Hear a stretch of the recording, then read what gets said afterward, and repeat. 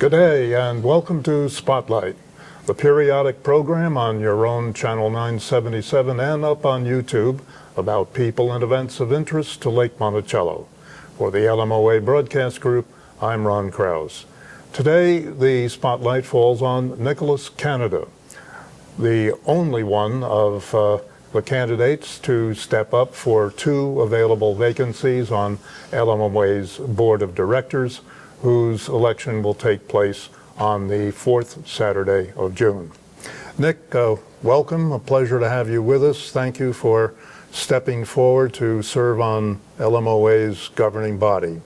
Appreciate it and wish you all good luck. Now, presuming that you can cajole your wife into voting for you, I think we can perhaps say that congratulations in advance, but reminder, you get only one vote, even though there are two vacancies, only one vote. That's right. Okay. Thank you for the support. I'll try to keep it to just the one. Okay. Tell us a bit about yourself, if you would, where you were born and raised and educated and that sort of thing. Sure. I was born in Maryland, grew up there, lived most of my life there, except for 4 years that I don't remember because it was when I was 4 to 7 years old. We lived in England. My family, we had a permanent change of station with my dad's job. And, the stuff that I do remember is like getting to help lambs be born at my daycare, that kind of thing.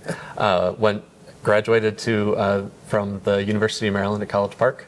So, I am a Marylander. It felt weird moving to Virginia.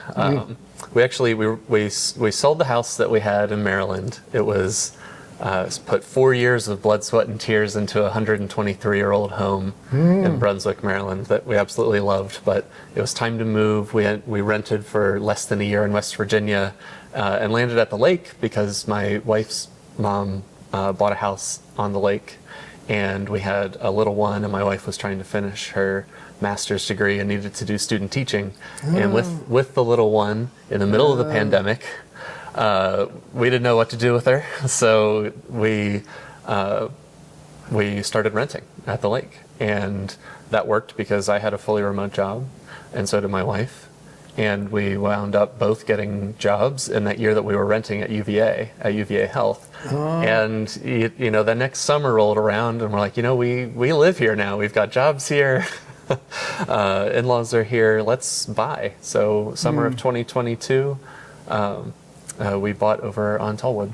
Yeah, I saw on your bio sheet you were here for a lake for a year before it said then how when you became an owner here. So yeah, we were within walking distance of the Lafayette Park, and that was fantastic, especially with a little one. She'll be 5 this summer, which time flies. And that was one of the things that when we were looking to buy inside the lake, because we knew that we were going to be here for the long haul, that was one of the things. Hopefully finding a house for sale with the hot market in 2022 that was somewhere where there were lots of streets to continue the evening walks that we love to take. Tell us about your position at UVA. What's your responsibility? Sure, I'm a senior IT analyst, and I'm on a team called Specialty Systems.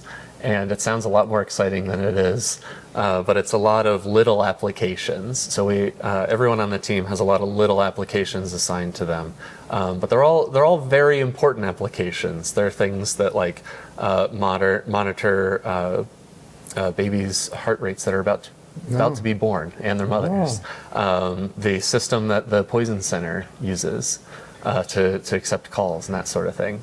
So those are some of the things that I get to administer on a day-to-day basis, and it's really interesting to get to be a part of that side of what goes on in the health system. Yeah, what is it in your background and experience that you feel enables you to qualify as an effective member of the board? Sure. So definitely my experience in having to tackle unusual issues. IT is sometimes the last to know that a solution is needed for a problem, at least when it comes from the business side of things, right? If there's an IT issue, IT knows about it right away, because everybody will start screaming about it. But when there are business solutions that require business problems that require IT solutions, that requires unique problem-solving skills. And I've excelled in the couple of different IT jobs that I've had, in healthcare IT, but also in state and local regulatory licensing, and software development for computer cartography. So I have a pretty broad experience as far as types of IT stuff that I've done. Different from a lot of current members of the board, at least that I can recall anyway. That should be a very useful addition. Yeah, and I wouldn't say that my work background is the only thing that prepares me for the unique position that the board puts people into. Certainly it helps, but part of the growing up, I like to be able to say proudly that I am an Eagle Scout. A lot of people don't know this, but the Eagle Scout project is supposed to be a leadership project. So the work that actually gets executed, whatever the product of the project, the end product, is supposed to be carried out by fellow scouts. It's to test the scout in their leadership capabilities. So I'm very proud to say that I am an Eagle Scout. It's a big deal.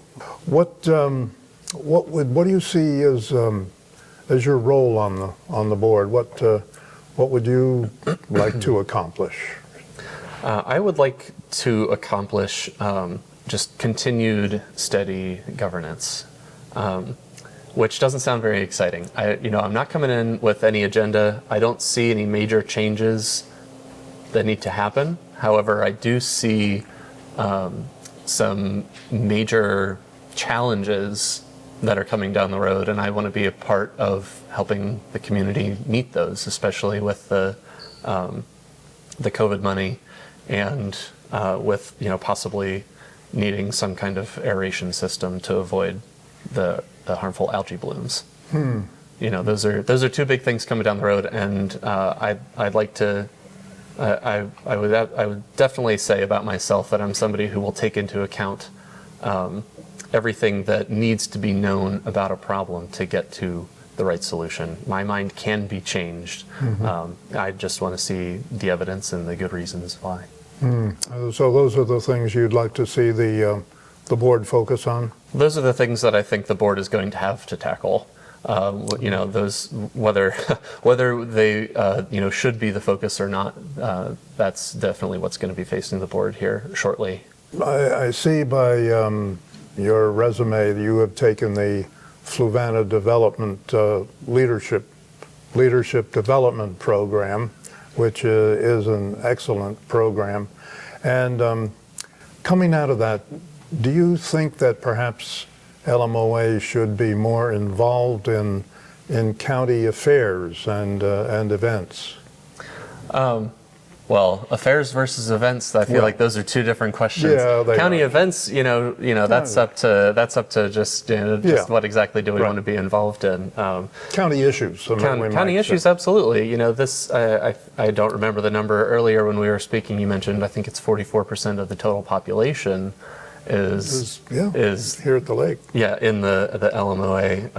Not inside Jefferson necessarily, but lake members, and that's a significant portion of the county. Yeah. Whether we get to have a say in county issues as the lake itself or not, is I'm not so sure about that. But the fact is that when you have 44% of the population, you would hope that they're involved in the things that are important to them at a county level. Yeah, the board, I going by memory, has not been involved all that often in some county discussion. In other words, appearing at a hearing or something to represent the lake. I think the board maybe has to take a vote to do such and such. But we haven't done it all that much, and yet there obviously are issues involving zoning, subdivisions, et cetera, that perhaps, I don't know, do you feel that maybe we should perhaps take more votes as issues come up and do that? I think so. Hearing you talk about that, I've only really been following board business closely for the last 6 months or so. And I think that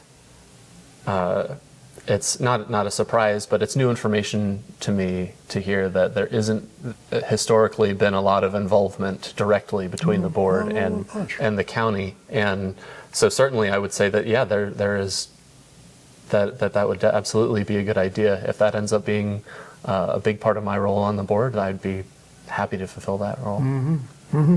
Is there anything about LMOA that you'd like to change? The only thing that I would say, yeah, let's change, is I'd love to find out if those motion detecting deer repellent devices actually work or not. Because my family goes on walks almost every night after work, and I run all around this community. I cycle all around this community, and I tell you what, for people that can still hear over 20,000 hertz, it hurts. Really? It hurts to hear those repellent devices, and I don't think they actually work. So, man, if we could find out if there are some studies that say they actually work or not, and if they don't work, I would love to try and convince people to take them down. Okay. As far as changing stuff, that's the only thing I've got I've got loaded up. That's a different one. I don't think we've heard that expressed before at all.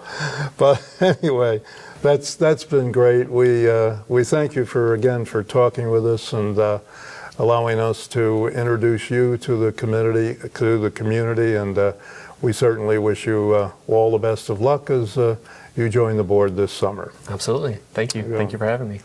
We have been talking with LMOA board candidate Nick Canada, and he will be joining the board, as we said before, presuming he can cajole his wife to vote for him. He'll be joining the board when they reconvene after the annual meeting, the fourth Saturday in June. We hope that you'll join us for future spotlights and the full range of programming here on Channel 977 and up on YouTube at Lake Monticello Owners Association. Meanwhile, for the LMOA Broadcast Group, thanks for watching and good day.